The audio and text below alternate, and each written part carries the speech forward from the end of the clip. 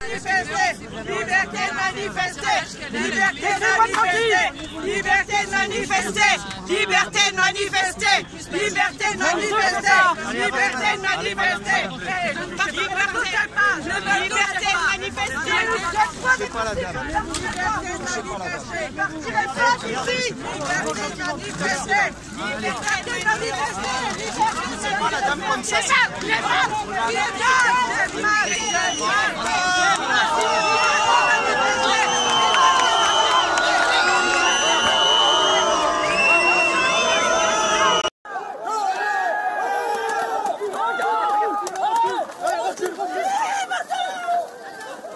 Putain, sans déconner quoi, mais c'est n'importe quoi.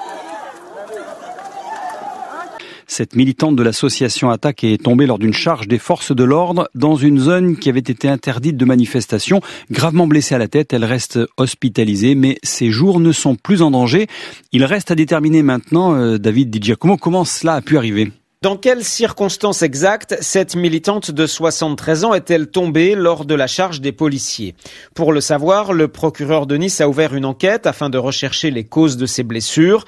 Un médecin légiste l'a examinée hier soir à l'hôpital. Le magistrat a fait saisir les images de vidéosurveillance de la ville de Nice, des images de très bonne qualité selon le procureur, qui sont maintenant en cours d'exploitation. De leur côté, les proches de Geneviève Leguet vont déposer plainte demain. Leur avocat, Arié Halimi, précise que cette plainte visera les policiers, mais aussi le préfet des Alpes-Maritimes pour avoir donné l'ordre aux fonctionnaires de charger. L'association Attac souligne que cette militante niçoise manifestait dans une attitude totalement non violente. David Di Giacomo pour France Info après ces incidents de Nice. Bonjour Raphaël Prado. Bonjour. Vous êtes porte-parole de l'association Attac. Déjà, comment se porte aujourd'hui Geneviève Leguet ? Est-ce que vous avez de ces nouvelles ?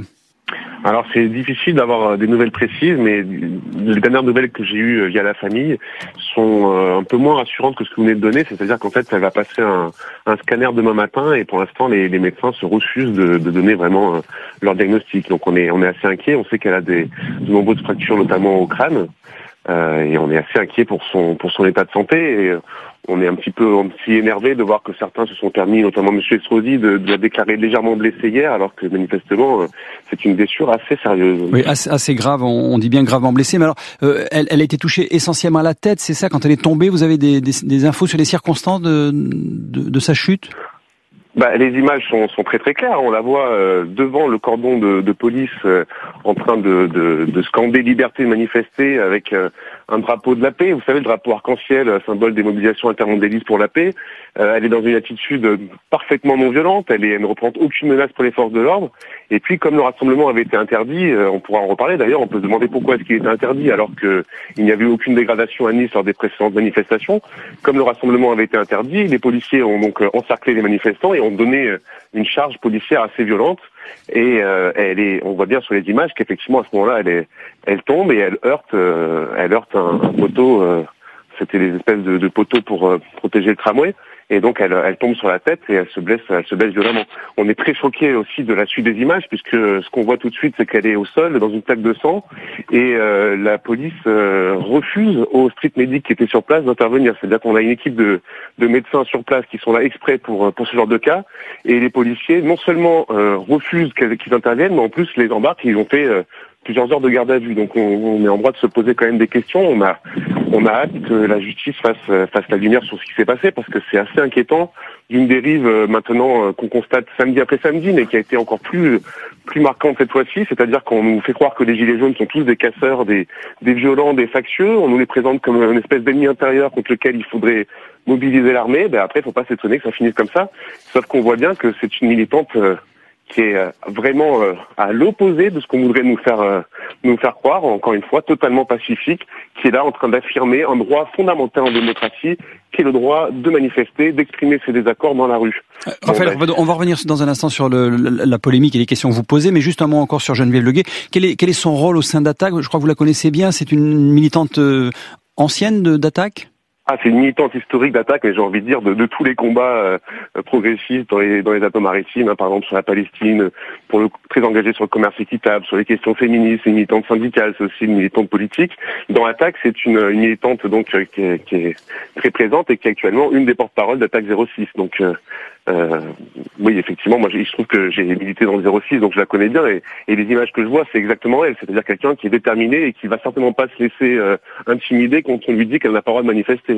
J'imagine dans quel état de colère elle devait être. Alors précisément, la question qui se pose, c'est que la manifestation était interdite et des manifestants sont quand même venus à cet endroit-là pour manifester.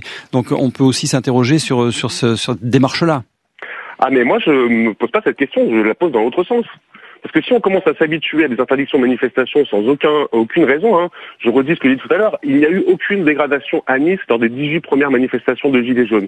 Et là, M. Estrosi demande et obtient que le préfet interdise la manifestation.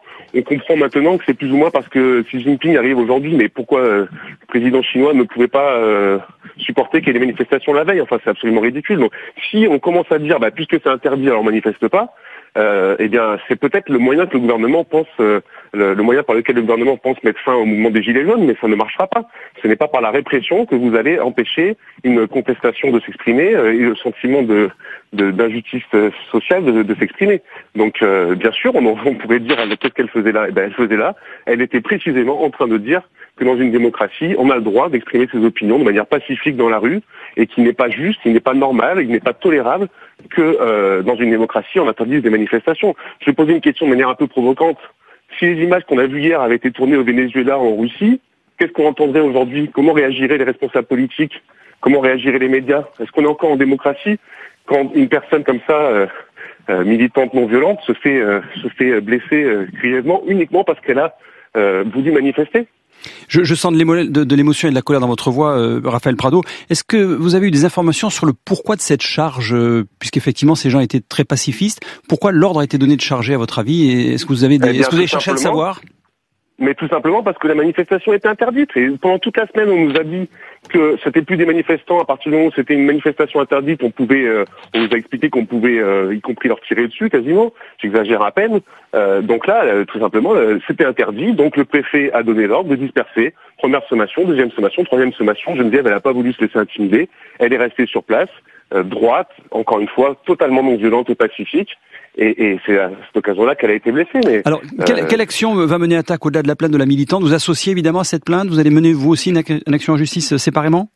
Ah, c'est trop tôt pour vous le dire. Hein. On est dimanche, nous on va faire le point bien sûr demain. On va faire le point avec la famille. On soutiendra autant qu'on peut la famille dans cette démarche. Il est trop tôt pour répondre, mais ce qui est certain, c'est que, j'espère que les auditeurs l'entendent bien. Hein. C'est vraiment le signe on a franchi une étape dans la transformation de la manière dont le gouvernement traite la contestation.